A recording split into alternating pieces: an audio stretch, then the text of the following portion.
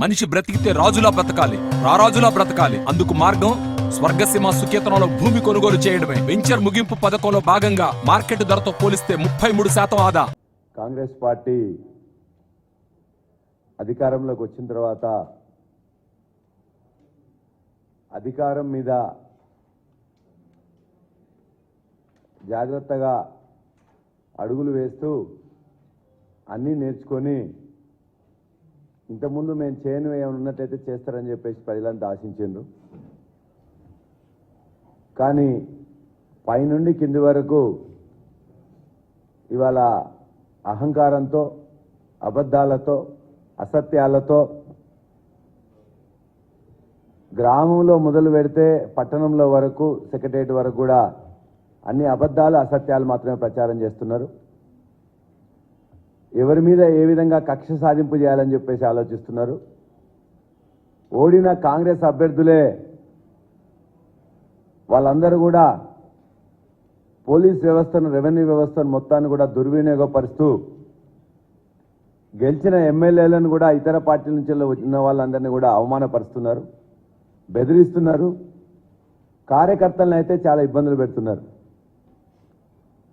వాళ్ళ అబద్ధ ప్రచారాలు ఏ విధంగా అంటే, మేము ఎన్నికైనా ఎమ్మెల్యేలం, ఎమ్మెల్సీలేము, ఎంపీలమే కాకుండా మా కుటుంబ సభ్యులను కూడా అందులోకి లాగి వారు రాక్షసానందం పొందుతూ అబద్ధాలని, అసత్యాలని నిస్సిగ్గుగా ప్రచారం చేస్తున్నారు. కాంగ్రెస్ పార్టీ అధికార ప్రతినిధి అని చెప్పుకునే వాళ్ళు, ఆయన పేరు తీసుకోవడం కూడా నాకు అంత సబబు కాదు, కానీ తీర్మాన్ మల్లన్న అనేవాడు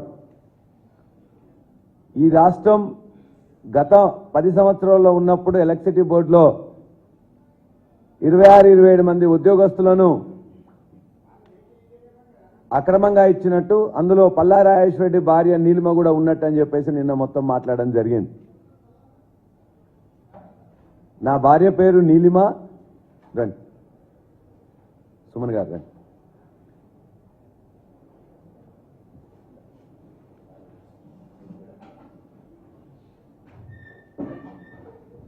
నా భార్య పేరు నీలిమ.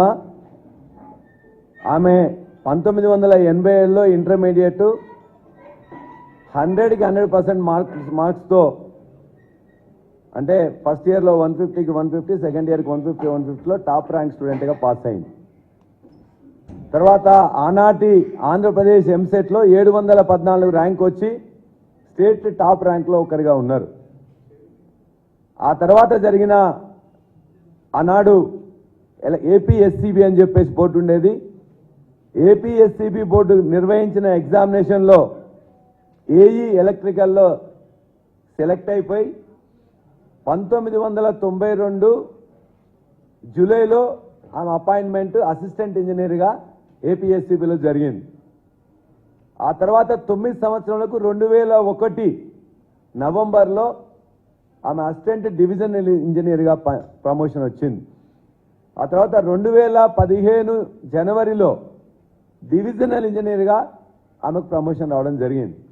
అంటే 92లో అసిస్టెంట్ ఇంజనీర్ అయితే ఆనాడు తెలంగాణ ఉద్యమం లేదు, లేకపోతే ఏ పార్టీలో అధికారంలో లేవు, టీఆర్ఎస్ లేదు, లేకపోతే ఇంకెవరు లేరు.